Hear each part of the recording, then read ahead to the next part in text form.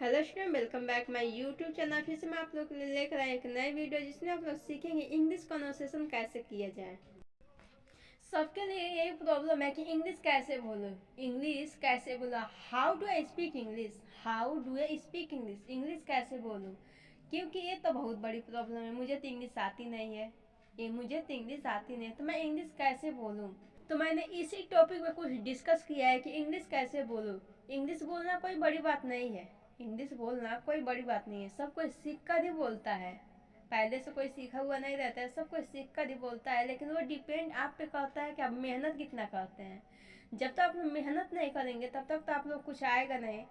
Example में खाना दीजिए, जब तक बनाएंगे नहीं तब तक खाएंगे नहीं, खाने के लिए बनाना पड़ता है।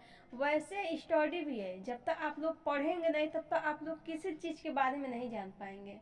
जब तक आप लोग पढ़ेंगे नहीं तब तक आप लोग कुछ जानेंगे नहीं, और जानने के लिए पढ़ना ज़रूरी होता है। वैसे इंग्लिश बोलने के लिए प्रैक्टिस करना ज़रूरी है, इंग्लिश बोलने के लिए प्रैक्टिस करना बहुत ज़रूरी होता है। ये नहीं कि 10 मिनट हम कॉपी लेकर के बैठे, पढ़े, नहीं आया, अरे मेरे को आ ही नहीं रहा है, हम इसको छोड़ देंगे, तो ऐसा कुछ नहीं होता है। नहीं आ रहा है चलो अलग की बात है, लेकिन क्यों नहीं आएगा, ये भी तो एक प्रश्न बनता है कि क्यों नहीं आएगा।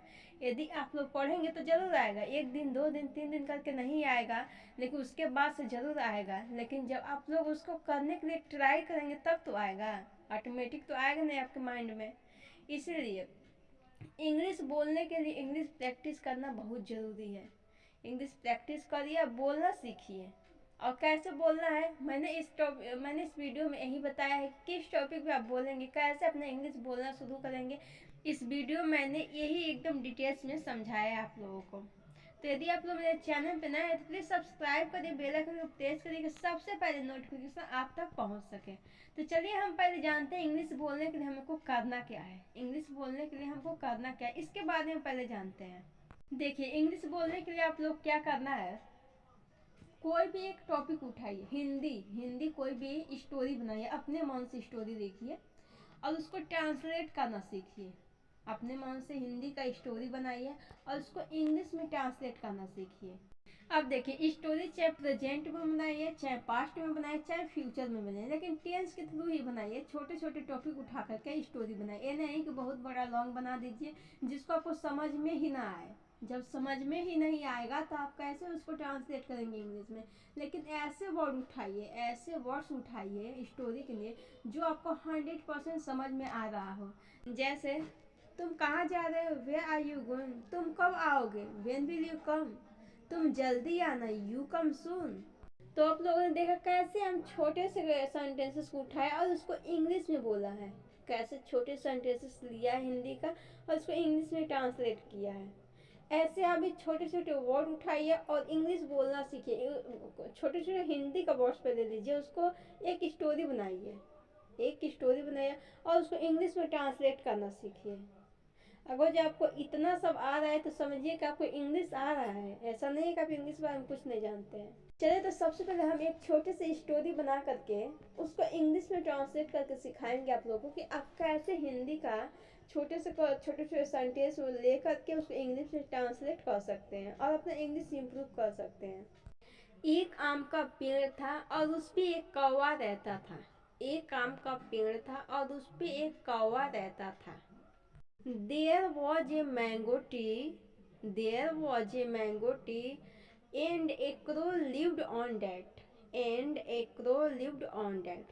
फिर देखते हैं, There was a mango tree, and a crow lived on that. एक कौवा बहुत खुश रहता था, कौवा बहुत खुश रहता था। The crow was always happy. The crow was always happy. एक दिन पेड़ ने कौवे से पूछा, एक दिन पेड़ ने कौवे से पूछा, One day the tree asked the crow. One day the tree asked the crow. तुम हमेशा खुश क्यों रहते हो, तुम हमेशा खुश क्यों रहते हो। Why are you always happy? Why are you always happy? कौवे ने कहा, तुम हमेशा मुझे खाने के लिए आम देते हो इसलिए मैं खुश हूँ, तुम हमेशा मुझे खाने के लिए आम देते हो इसलिए मैं खुश हूँ। You always give me mangoes to eat, so I am happy. You always give me mangoes to eat, so I am happy. जाहिर सी बात है, किसी के लिए भी कुछ भी कंटिन्यू खाने के लिए मिलेगा तो वो खुशी रहेगा ना, दुख तो होने वाली कोई बात ही नहीं रहेगा। किसी को भी कुछ भी खाने के लिए मिलता है तो खुश हो जाता है, एकदम हैप्पी हो जाता है कि अब मेरे को ये खाने के लिए मिला है।